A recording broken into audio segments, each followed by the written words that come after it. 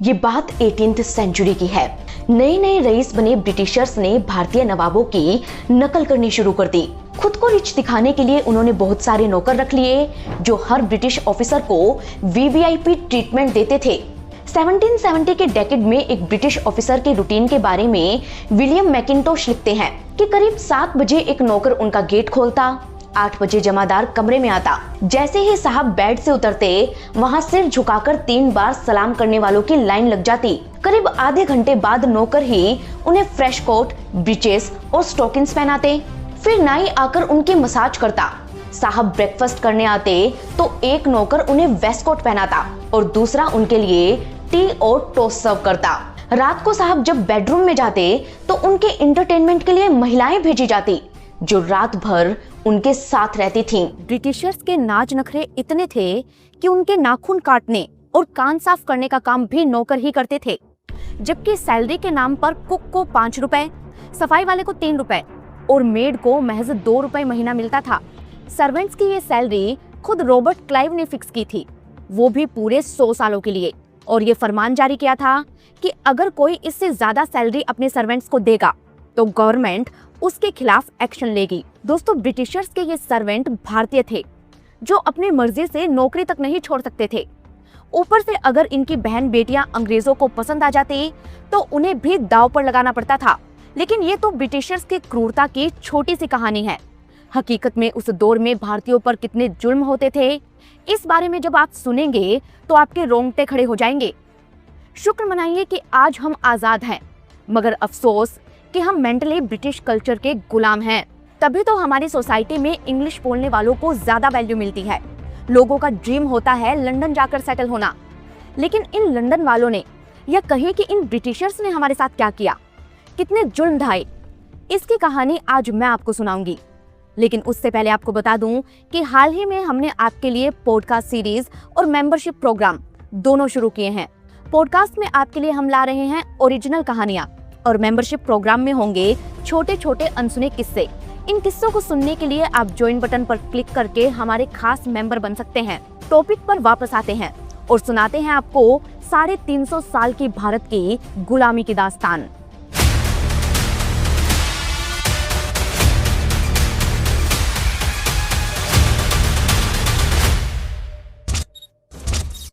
ये बात है साल 1600 की। ब्रिटिश क्वीन से परमिशन लेकर अंग्रेज इंडिया आए ट्रेड करने के लिए, लेकिन यहाँ आकर उन्होंने देखा कि फ्रेंच, पुर्तगीज और डच यहाँ ऑलरेडी सेटल थे। ये लोग इंडिया से कॉटन, सिल्क, काली मिर्च, लौंग, इलायची और दालचीनी जैसी चीजें यूरोप एक्सपोर्ट करते थे। एक तरह से वाटर ट्रेड पर इनका पूरा कंट्रोल था। ब्रिटिश ऑफिसर विलियम हॉकिंस लिखते हैं कि 1608 में जब ब्रिटिशर्स का शिप पहली बार सूरत पहुंचा, तब सूरत के सारे पोर्ट्स पुर्तगीज ने कैप्चर कर रखे थे। अंग्रेजों के पास शिप एंकर करने का लाइसेंस ही नहीं था। ऐसे में पोर्ट पर उतरने के लिए हॉकिंस को बहुत सारे गिफ्ट्स देकर पुर्तगीज कमांडर को खुश करना पड़ा। कहते हैं कि ब्रिटिशर्स से इंप्रेस होकर पुर्तगीज ने उन्हें सूरत में एंट्री दी, जिसके बाद हॉकिंस भारत में घुसा और सबसे पहले उसने ये पता लगाया कि भारत पर असली राज किसका है। हॉकिंस को बताया गया कि मुगल बादशाह अकबर यहाँ रूल करते हैं, लेकिन हकीकत में उस वक्त रूल था जहांगीर का। जहांगीर का दरबार दिल्ली की बजाय आगरा में लगता था, जिससे मिलने के लिए हॉकिंस ने अफगान व्यापारी का भेष बनाया और आगरा के लिए रवाना हो गए। 16 अप्रैल 1609 को उनकी मुलाकात जहांगीर से हुई, जिन्हें इम्प्रेस करने के लिए हॉकिंस ने खूब सारे गिफ्ट और पेंटिंग्स दिए। साथ ही ब्रिटिश किंग जेम्स IV का संदेशा सुनाया, जिसमें जहांगीर की भर भर के तारीफें की हुई थी। इससे जहांगीर खुश हो गया। उसने हॉकिंस को अपने दरबार में रुकवाया और उसे एम्बेसडर बनने का ऑफर दिया। अब दोनों पक्के शराबी थे, इसीलिए कुछ ही दिनों में बेस्ट फ्रेंड बन गए। हॉकिंस चाहता था कि जहांगीर उसे ट्रेड करने की परमिशन दे, लेकिन जहांगीर को मनाना इतना आसान नहीं था, क्योंकि जहांगीर गुस्सैल और सनकी था। थोड़ा सा डाउट होने पर वो अपने भरोसेमंद लोगों का भी मर्डर करवा देता था। एक बार एक सैनिक ने ज्यादा सैलरी मांगी तो जहांगीर ने उसे शेर के पिंजरे में डलवा दिया। एक नौकर से उसका चीनी प्याला टूट गया तो उसने नौकर को नया प्याला लाने जबरदस्ती चीन भेज दिया। वहीं एक छोटी सी गलती से खफा होकर उसने अपने खुद के बेटे शहरयार के गले को सुइयों से गोद दिया था। कहते हैं कि जहांगीर के साथ कुल्हाड़ी और चाबुक लिए हुए लोग चलते थे, जो उसके एक ऑर्डर पर किसी का भी गला काटने को तैयार रहते थे। ऐसे में हॉकिंस हमेशा सोच समझकर बात करता था ताकि जहांगीर नाराज ना हो। जहांगीर को इम्प्रेस करने के लिए उसने मुगलों की तरह कपड़े पहने, वैसे ही बिहेव करना शुरू किया। इससे खुश होकर जहांगीर ने उसे खान हॉकिंस नाम दिया, लेकिन कुछ नहीं दिया तो वो थी ट्रेड करने की परमिशन, क्योंकि जहांगीर एक बादशाह था और हॉकिंस के पास ऐसा कुछ नहीं था जो जहांगीर के काम आ सके। ऊपर से दोनों की दोस्ती से मुगल दरबारी जलने लगे। अब दरबारियों ने जहांगीर के कान भरने शुरू कर दिए, जिससे परेशान होकर हॉकिंस को मुगल दरबार छोड़ना पड़ा। हॉकिंस ब्रिटेन रवाना हो गया, जिसके बाद ब्रिटिशर्स ने भेजा थॉमस रो को। थॉमस ईस्ट इंडिया कंपनी का एक स्पेशल एम्बेसडर था। वो बहुत ही चालाक और काम निकलवाने में माहिर था। 1615 में वो भारत आया और तब तक जहांगीर के पीछे पड़ा रहा जब तक कि उसने ब्रिटिशर्स को ट्रेड करने की परमिशन नहीं दे दी। कहते हैं कि जहांगीर को मनाने में थॉमस रो को पूरे 3 साल लग गए, लेकिन उसे फायदा इसलिए ज्यादा हुआ क्योंकि जहांगीर को ब्रिटेन के बारे में कुछ पता ही नहीं था। तभी तो उसने जो एग्रीमेंट किया उसमें ये तय हुआ कि ब्रिटिश इंडिया से माल ले जा सकेंगे, लेकिन बदले में ब्रिटेन के प्रोडक्ट इंडिया में लेकर आएंगे। जबकि जहांगीर को इसका होश ही नहीं था कि ब्रिटेन में ऐसे किसी भी चीज का प्रोडक्शन नहीं होता जिसका व्यापार भारत में हो सके। हालांकि थॉमस रो जहांगीर की कमजोरी पकड़ चुका था। वो टाइम टाइम पर ब्रिटेन की महंगी शराब, पेंटिंग्स और शिकारी कुत्ते गिफ्ट करके जहांगीर को खुश करता रहा और पीछे से अंग्रेज तेजी से ट्रेड को कैप्चर करते रहे। मुगलों को सेटल करने के बाद ब्रिटिशर्स का मुकाबला था पुर्तगीज, डच और इंडिया के लोकल नवाबों से, जिन्हें उन्होंने बहुत ही क्लोजली ऑब्जर्व किया। उन्होंने देखा कि पुर्तगीज अपना पैसा और ताकत जंग पर लगाते हैं, जबकि इंडिया में डिप्लोमेटिक वे से भी बिजनेस किया जा सकता है। इसी को समझकर पहली डील के बाद ब्रिटिश ईस्ट इंडिया कंपनी ने एक एक कर भारत के महत्वपूर्ण तटों पर अपने ट्रेडिंग सेंटर बना लिए और धीरे धीरे वो इंडिया में सबसे बड़ी इंपीरियल पावर बन गए। कुछ वक्त बाद उन्होंने टैक्स देना भी बंद कर दिया और अब वो अपना पर्सनल बिजनेस भी करने लगे। ब्रिटिशर्स की बढ़ती ताकत को मुगल भी नहीं रोक पाए, लेकिन तब एक नवाब ने उनसे लोहा लिया, जिसका नाम था नवाब सिराजुद्दौला। सिराजुद्दौला के बारे में आपने सुना होगा कि वो अय्याश था, रूल करने पर उसका ध्यान ही नहीं था, जो कि सच था। लेकिन ब्रिटिशर्स से उसकी भिड़ंत कैसे हुई, इसके पीछे एक अलग कहानी है, जो शुरू होती है 1652 से। हुआ यूं कि उस साल नागौर से एक मारवाड़ी व्यापारी माणक चंद बंगाल आए। यहाँ उन्होंने अपना बिजनेस सेटल किया और यहीं पर उनकी मुलाकात हुई बंगाल के प्रिंस फर्रुखशियार से। अब सेठ माणक चंद के पास बेशुमार पैसा था और फर्रुखशियार को प्रिंस से नवाब बनना था। दोनों ने एक दूसरे की मदद की और फर्रुखशियार नवाब तो वही माणक चंद बने उसके बैंकर। यहीं से माणक चंद को जगत सेठ कहा जाने लगा, जो आगे चलकर मुगल दरबार में एक पोस्ट बन गई। अब जनरेशन वाइज माणक चंद के वंशज जगत सेठ और फर्रुखशियार के वंशज नवाब बनते गए और 17वीं सेंचुरी में इसी चेन में नवाब बना सिराजुद्दौला, तो वहीं जगत सेठ बने मेहताब चंद।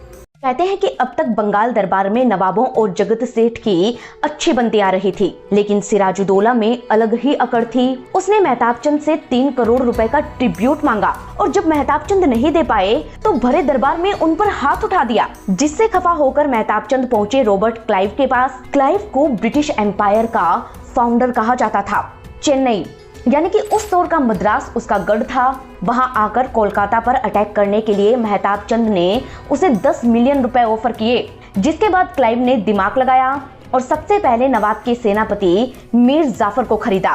अब क्लाइव और मीर जाफर ने मिलकर स्ट्रेटजी बनाई और 1757 में कोलकाता पर अटैक कर दिया। इतिहास में यह जंग बैटल ऑफ पलासी के नाम से दर्ज है, जिसमें सिराजुद्दौला हार गए और ब्रिटिशर्स ने कोलकाता पर कब्जा कर लिया। 23 जून 1557 को उन्होंने मीर जाफर को बंगाल का नया नवाब बनाया, लेकिन कुछ ही वक्त बाद उन्हें समझ आ गया कि पपेट किंग भी उनके किसी काम के नहीं हैं। इसीलिए 1765 में मीर जाफर की मौत के बाद कंपनी ने रियासत अपने हाथों में ले ली और उनके बेटे यानी कि नए नवाब को बंगाल का दीवान बना दिया।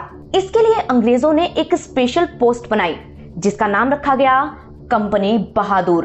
यानी पूरा सिस्टम ब्रिटिशर्स के हाथों में आ गया और वो भारतीयों को कैसे टॉर्चर कर रहे थे, इसकी एक कहानी आपको और सुनाते हैं। 11 मार्च 1775 की बात है। महाराज नंद कुमार ने गवर्निंग काउंसिल से ब्रिटिश गवर्नर वॉरेन हेस्टिंग की शिकायत की नंद कुमार बंगाल दरबार में फौजदार रह चुके थे और उन्होंने एलिगेशन लगाए कि हेस्टिंग ने न सिर्फ कुछ लोगों को अपॉइंट करने के लिए रिश्वत ली है, बल्कि मीर जाफर की वाइफ से भी 45,000 पाउंड्स ठगे हैं। अब हिसाब से तो अंग्रेजों को इंक्वायरी करनी चाहिए थी हेस्टिंग के खिलाफ, लेकिन उन्होंने इंक्वायरी बैठा दी महाराजा नंद कुमार के खिलाफ। जी हाँ, ब्रिटिशर्स ने महाराजा नंद कुमार पर डॉक्यूमेंट्स की हेराफेरी और कॉन्स्पिरेसी करने का एलिगेशन लगाया। इसके बाद महाराज नंद कुमार पर केस चला। बिना किसी सबूत के ही ब्रिटिश जूरी ने उन्हें दोषी करार दे दिया और जस्टिस एलिजा इम्पी ने उन्हें फांसी की सजा सुना दी। 7 अगस्त 1775 फोर्ट विलियम के पास सुबह 8 बजे महाराजा नंद कुमार को सूली पर चढ़ाया गया, जिनकी फांसी देखने पूरा कोलकाता उमड़ पड़ा। कहते हैं कि लोग सड़कों पर खड़े रो रहे थे, लेकिन ब्रिटिशर्स को किसी पर तरस नहीं आया। बल्कि कुछ दिनों बाद ही हेस्टिंग ने इम्पी को एक ब्रिज की रिपेयरिंग करने के लिए 4.5 लाख रुपए का ठेका देकर इनडायरेक्ट रिश्वत दी, जिसके बाद कोलकाता के लोगों ने इम्पी को जस्टिस पुलबंदी कहना शुरू कर दिया। कहते हैं कि ब्रिटिश राज में सब मिले हुए थे और सबके सब भारतीयों के खिलाफ। कोलकाता के बाद अंग्रेजों ने दूसरी रियासतों को गुलाम बनाया। नॉर्थ इंडिया को वो तेजी से कैप्चर करते गए। साउथ में उनके मेन चैलेंज थे टीपू सुल्तान और मराठे, जिनमें टीपू ने फ्रेंच लोगों से दोस्ती करके अपनी आर्मी और नेवी को मॉडर्नाइज कर लिया था। कहते हैं कि अंग्रेज उन्हें कभी हरा नहीं पाते अगर वो अपने आसपास के राजाओं पर रिलीजन के नाम पर अटैक नहीं करते। लेकिन टीपू ने त्रावणकोर पर हमला करके वहां की जनता को लूटा, वहां के मंदिर तोड़े, जिस वजह से त्रावणकोर के राजा को ब्रिटिशर्स की मदद लेनी पड़ी। जिसके बाद 1799 में श्रीरंगपट्टनम की जंग हुई और टीपू सुल्तान मारे गए। इधर थर्ड बैटल ऑफ पानीपत में हारने के बाद मराठे भी कमजोर पड़ने लगे, जिसका फायदा उठाकर 1819 में अंग्रेजों ने पेशवा को पुणे से लाकर कानपुर के पास बिठूर में बैठा दिया और अब उनकी नजरें थी पंजाब पर। पंजाब पर महाराजा रणजीत सिंह का रूल था, जो इतने पावरफुल थे कि उनके होते हुए पंजाब को कोई हाथ भी नहीं लगा सकता था। लेकिन 1839 में उनकी मौत के बाद हालात बदल गए और 2 एंग्लो मराठा वॉर के बाद ब्रिटिशर्स ने पंजाब पर भी कब्जा कर लिया। इस तरह साउथ से लेकर नॉर्थ तक ब्रिटिशर्स तेजी से इंडिया में फैलते जा रहे थे। 1848 में वाइसरॉय लॉर्ड डलहौजी ने एक पॉलिसी बनाकर ये ऐलान कर दिया कि जिस भी रियासत में कोई मेल सक्सेसर यानी कि पुरुष उत्तराधिकारी नहीं होगा, उस पर कंपनी का कब्जा हो जाएगा। इस पॉलिसी का फायदा उठाकर ब्रिटिशर्स ने सतारा, संबलपुर, उदयपुर, नागपुर और झांसी को अपने अंडर में ले लिया और यहीं से 1857 की क्रांति की नींव पड़ी। फ्रॉम सिपाही टू सूबेदार मेमोयर में लिखा है कि सबको लगता था कि ब्रिटिशर्स भारत के धर्मों का सम्मान नहीं करते। जब खबर आई कि नई बंदूकों के कारतूसों पर गाय और सुअर की चर्बी लगी है, तो कंपनी सिपाही भड़क गए।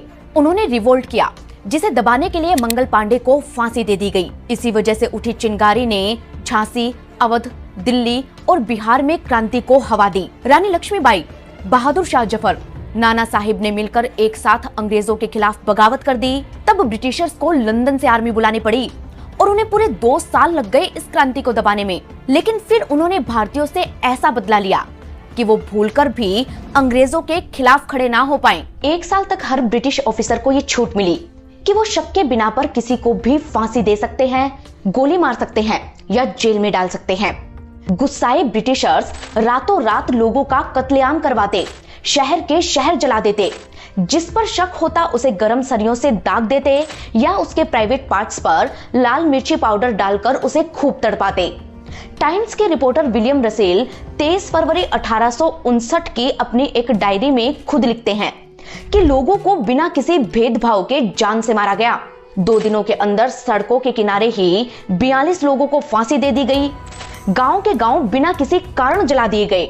मार्टिन मोंटगोमरी टाइम्स के 19 नवंबर 1859 के एक आर्टिकल में लिखते हैं कि मैंने 14 औरतों की लाशें देखने के बाद दिल्ली की सड़कों पर चलना छोड़ दिया।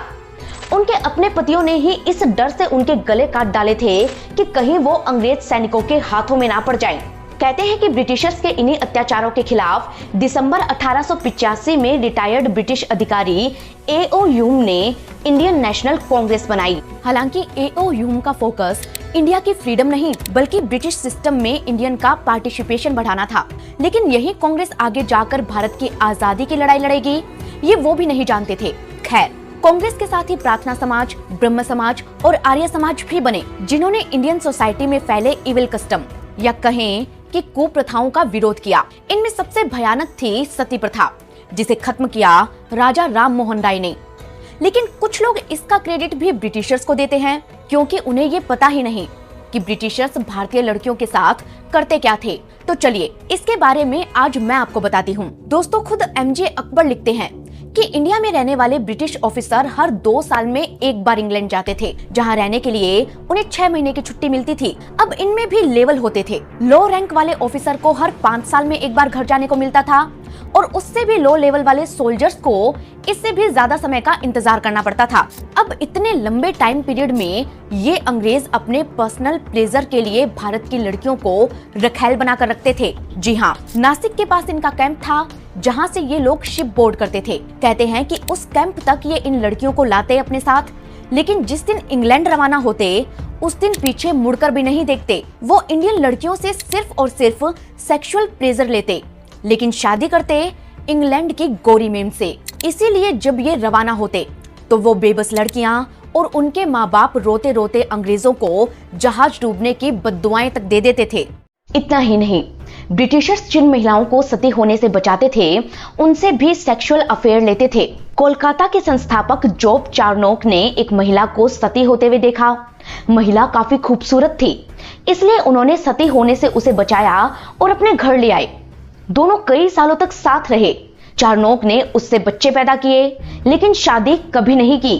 कैप्टन जेम्स निकलसन के भी 10 बच्चे थे, जिसमें 2 उनकी ब्रिटिश वाइफ से थे और बाकी 8 भारत की एक महिला से थे।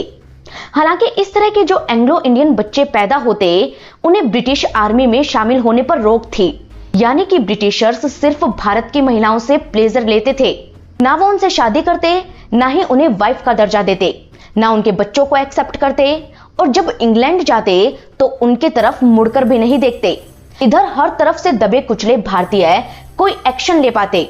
उससे पहले ही अंग्रेजों ने डिवाइड एंड रूल यानी कि फूट डालो राज करो की अपनी पॉलिसी पर वर्क करना शुरू कर दिया, जिसमें उन्होंने सबसे पहले बांटा बंगाल को। 1905 की ये बात है। अंग्रेजों ने बंगाल को रिलीजन के बेस पर डिवाइड किया।